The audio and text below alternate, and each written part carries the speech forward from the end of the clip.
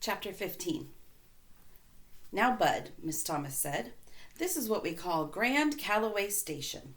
She parked the car in front of a big house and got out, so I grabbed my suitcase from the back seat and jumped out too. Even though I was still real embarrassed and quiet about all the crying I'd just been doing at the Sweet Pea, I knew I was going to have to start talking sooner or later.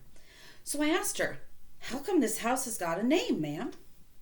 She said, "Mr. Calloway said a long time ago that there were so many different people in and out of here at so many different hours of the day and night that it reminded him of that train station in New York City, Grand Central Station." The name kind of stuck. As soon as we got inside, Miss Thomas said, "I'll show you around the place tomorrow. Tonight it's late and we're all pretty tired, so I'll take you right up to where you're going to be sleeping." I followed her up a staircase and we walked down a hall. Miss Thomas opened a door and we went in. On one side there was a bed and a window with some curtains, and on the other side were two little doors. Sitting in that space between the two doors was a chair and a little table, like the kind you see in moving pictures that women use to put lipstick on. It had a long, skinny drawer that went across the bottom and a big round mirror stuck right on top. Next to the bed there was a little table with a lamp that had a picture of a skinny little black horse right in the lampshade. Miss Thomas turned on the lamp and the horse got all bright. Now I could see he was brown. Miss Thomas said, "We're going to have to talk to Mr. Calloway about where you can put your things, Bud. I don't think you'll be able to fit anything in those closets." She pointed at the two little doors. "There's a lot of old things in there that he really needs to clear out. For now, just put your suitcase there." She pointed at the table with the mirror on it. I said, "Yes, ma'am. Thank you, ma'am." She smiled and said, "Okay, I guess that's it. The first door in the hall on the left is my room. The second door is Mr. Calloway's, and the door on the right is the bathroom. Do you think you'll be all right?" I would, except that those two little doors were starting to make me nervous. They looked like they were just the right size for a young Frankenstein or wolf man to come busting out of once all the grown folks left the room. And since there was only one chair in the room, I wouldn't be able to block both of the doors off. I said, "I'll probably be okay, ma'am, but there's one thing I'm wondering about." "What's that, sweetheart?" I pointed at the doors and said, "Are those locked?"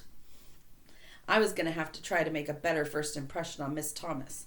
She had to think I was pretty babyish, what with me crying my eyes out before and now being scared of some little monster-sized doors. She laughed and said, "I don't think they're locked, Bud, but there's nothing in there but girls' clothes and toys." I said, "Won't the girl get mad if she comes back in here and I'm sleeping in her bed?" Miss Thomas waited a second, like she had to think.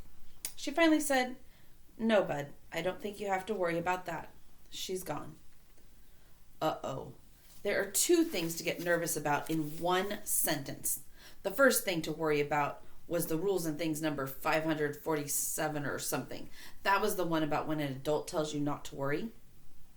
The second bad thing was Bud Caldwell's rules and things to have a funner life and make a better liar out of yourself, number 28. That was a real short one. Rules and things number 28. Gone equals dead. I don't know why grown folks can't say someone is dead.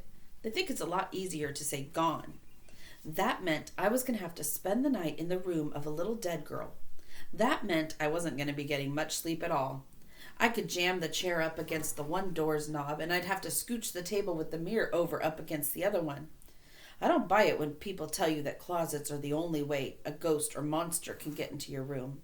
Shucks, I bet they have got ways to come up from under your bed, or if they want to get at you real bad, I bet they can even slide out of a drawer that you think is shut good and tight. Miss Thomas said, "I'll see you in the morning. You get a good night's sleep." She closed the door and was gone just like that. Before you could say Jack Robinson, I had the chair jammed up underneath the one doorknob and was trying to figure out the best way to push the dresser thing when I heard some loud voices coming out from out in the hall. It was Hermione Calloway and Miss Thomas going at each other pretty good.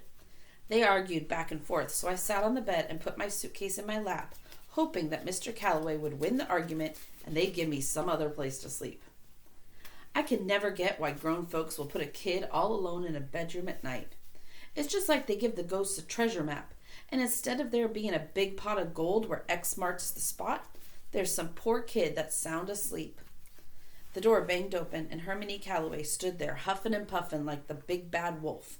Only with his belly, it looked like he'd already eaten the 3 little pigs. I wasn't too worried because I could see the toes of Miss Thomas's shoes in the doorway. Hermione Calloway looked at me sitting on the bed and rushed over to the first little closet door. With one mighty huff, he swiped the ghost-blocking chair away and stuck a key in the lock. Then he stomped over to the other closet door and locked it too. He kind of whispered so Miss Thomas couldn't hear. "You've got the rest of them fooled, but not me. There's something about you that I don't like. I'm going to find out what your game is, and believe you me, scamp, you're going back where you belong." He stuck the key back in his pants pocket, walked out the room, and slammed the door. The door wasn't even done shaking from being slammed so hard when it jumped open again. Hermione Calloway pointed a finger at me and said, "And you better not do any snooping around this room or anywhere else in this house. I know where every single thing belongs, and I can tell right away when something's missing. I've got little secret bells all over everything, and when something's stolen, the bell goes off, and only I can hear it. So watch your step." The poor door got slammed again. Miss Thomas said, "You know, Herman, half the time I don't know if I should laugh at you or just feel sorry for you." What Hermione Calloway said reminded me of what they used to tell us when they took us kids from the home to the YMCA to go swimming. Before we'd start swimming, the white lifeguard made us sit on the edge of the pool with just our feet in the water. He'd say, "We've had problems with you children urinating in the pool in the past. We've begged you and pleaded with you to stop, but you don't seem to get the message. This has forced the Y to spend a great deal of money to put a special new kind of magic chemical in the water. This chemical reacts to turn water contaminated with urine a bright red. Therefore, if you urinate in the pool, a bright red cloud will surround you, and we'll be able to tell who has relieved themselves. The chemical also causes severe burns to the skin of the urinator. So if a red cloud appears around any of you people, you will be arrested by the Flint police. You will go to the hospital to fix your burns. You will go to jail, and then your name will go on the list that says you can't swim in any pool, in any building, anywhere in the world. If a red cloud appears around any of you people, you will from that moment on be swimming nowhere but in the Flint River." Shucks. Nothing makes you want to pee in a pool more than someone who thinks you're stupid telling you not to do it. And nothing makes you want to steal something more than having somebody who doesn't even know you're honest telling you not to steal. Hermione Calloway didn't have to worry. I was a liar, not a thief. The only thing I'd ever stole was food out of someone's garbage can. He was so doggone mean and hard to get along with, it just didn't seem like it was true that he could be anyone's daddy. The way he was so worried about me stealing stuff for him before he even knew if I was honest or not made me wonder if someone who was so suspicious could ever be kin to me. I looked around the little dead girl's room and could see that even a hard-up thief wouldn't find nothing much worth stealing in here. The best thing in the whole room was one wall that was covered with pictures of some horses cut out of a bunch of magazines and stuck on the wall with thumbtacks. It looked like someone went through a lot of trouble to do it. Each picture was held up with 4 thumbtacks, and there were so many of them that they were like wallpaper from the floor to the ceiling. There might have been something good in the closets, but even before Hermione Calloway locked them shut, I sure wasn't about to peek in them. I set my suitcase on the dressing table and looked at the first drawer. Like I said, someone telling you not to do something will sure make you want to do it. I listened real carefully to make sure Hermione Calloway wasn't sneaking up on me. Then I pulled the drawer open. There were 3 boxes of thumbtacks and one of those doggone Ticonderoga pencils. Looking at it made me smell rubber all over again. I walked back to the bed and sat on the edge and flopped into the mattress.